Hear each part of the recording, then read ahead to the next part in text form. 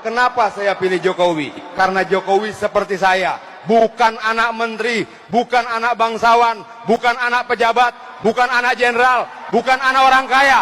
Dia sama seperti saya, sama seperti kita yang ada di sini, bukan anak siapa-siapa. Kalau Jokowi bisa jadi presiden, anak kita bisa jadi presiden.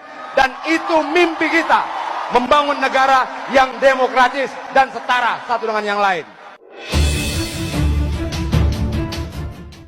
Saat ini Presiden Jokowi sudah membangun 4.000 km jalan, 40 pelabuhan, puluhan bandara, dan sebagainya. Jalan itu dibangun tidak untuk jalan. Pelabuhan dibangun tidak untuk pelabuhan, bandara dibangun tidak untuk bandara. Semua dibangun untuk meningkatkan pertanian, perkebunan, industri, wisata. Dan semuanya berarti lapangan kerja buat kita semua. Semua berarti kesejahteraan buat kita semua. Tidak ada bangsa yang bisa dibangun secara instan. Membangun negara bukan sulap, membangun negara bukan cuma omong besar. Membangun negara butuh kerja-kerja besar. Membangun negara butuh fakta dan kenyataan, bukan menebarkan hoaks bagi rakyat. Membangun negara butuh kaum muda. Kenapa saya bilang butuh kaum muda?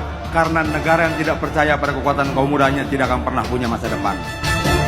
Pesan Bang Adian Napitupulu. Satu pertanyaan, pesan-pesan buat anak muda dari 4 kriteria itu apa aja Bang? Kira-kira yang ya apa? Karena banyak juga pemuda-pemuda, saya dari pemuda Jawa Barat juga, banyak juga yang kurang paham juga dari 4 kriteria itu juga Bang. Ya kalau kurang paham belajar. Tapi maksud gini, jangan pilih nama dulu, buat dulu kriterianya baru cari orang yang sesuai dengan kriteria itu. Jangan dibalik, cari nama baru buat kriterianya, itu salah. Kriteria kita susun baru kita cari siapa sih kira-kira yang cocok dengan kriteria ini. Nah, saya mau begitu. Siapa kasih Bang? Tadi sebutin cuma habis pandemi partai lain bicara koalisi pilpres. Menurut saya belum pantas bicara koalisi pilpres pandemi. Perintah partai pada saya dan teman-teman yang lain sederhana. Jangan bicara koalisi pilpres dan pilpres-pilpresan. Habis pandemi, turun ke rakyat, bantu rakyat, perjuangan rakyat, tunjukkan ke. Halo, saya sekarang sedang berada bersama Bang Adian Napitupulu.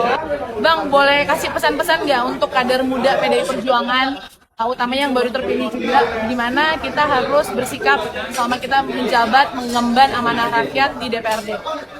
Tidak ada yang lebih berat selain memegang teguh sumpah jabatan kita sebagai wakil rakyat, dan itu bukan pekerjaan mudah, tetapi bisa kita lewati kalau kita menjalani dengan keikhlasan dan kerelaan dan dengan kesungguhan hati.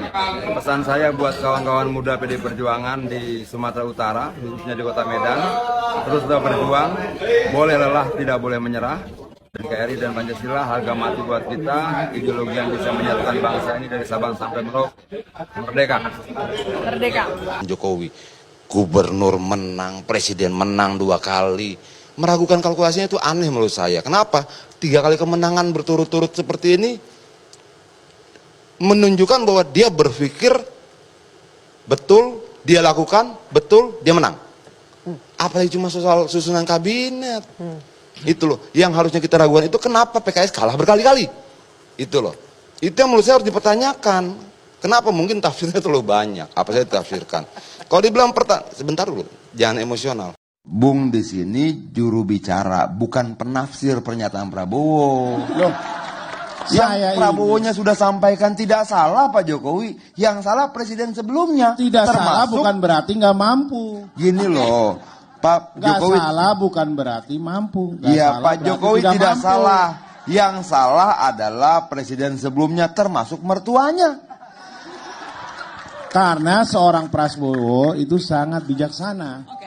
Gak pernah mau nyalain orang dia. Siapa? Prabowo itu bijaksana. Gak mau sebuah program besar terus gagal. Kamu yang salah gak mau. Dia tidak nyalakan Jokowi, ya dia salahkan presiden sebelumnya. Oh iya. Artinya nyalakan orang juga dong. Oh iya. Memangnya. Katanya nggak nyalakan orang. Hari ini dia nyalakan orang. Tindakan adalah manifestasi dari pikiran. Ada hal yang berbeda antara berpikir besar, bertindak besar, dan bicara besar. Menurut saya, Jokowi berpikir besar dan dia bertindak besar. Yang lain bicaranya saja yang besar, tindakannya kita belum tahu. Bang Adian, Anda kan ditawari menteri tapi menolak. Kenapa? Jarang orang yang menolak ditawari menteri. Kenapa menolak? Yang merasa bukan talenta saya aja. Pertama itu. Terus kedua, saya merasa lebih bisa bekerja leluasa di DPR. Angka kami nggak bisa menghadirkan sekarang. Kenapa?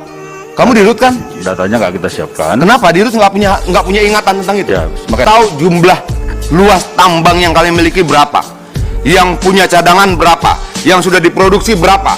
Yang belum diproduksi berapa? Dan kenapa tidak diproduksi Ya. saat negara sedang butuh uang? Ya, Yang malah. dimiliki Antam dalam smelter nikel berapa tungku? Jadi kalau yang kita punya harinya beroperasi 3 tungku. Nah Yang ini maaf pimpinan, BUMN sudah puluhan tahun 3 tungku smelternya. Kok kita nggak serius sih ngurus BUMN ini? Sementara berapa banyak Antam tidak bayar hutang ke sekian banyak kontraktor dan sub-sub kontraktor yang dipekerjakan? Ratusan miliar pimpinan. Dia bunuh pengusaha-pengusaha kecil itu. Kalian tidak mengembangkan siapa-siapa di sana. Yang kalian kembangkan perut kalian sendiri kan? Rumah kalian tambah besar,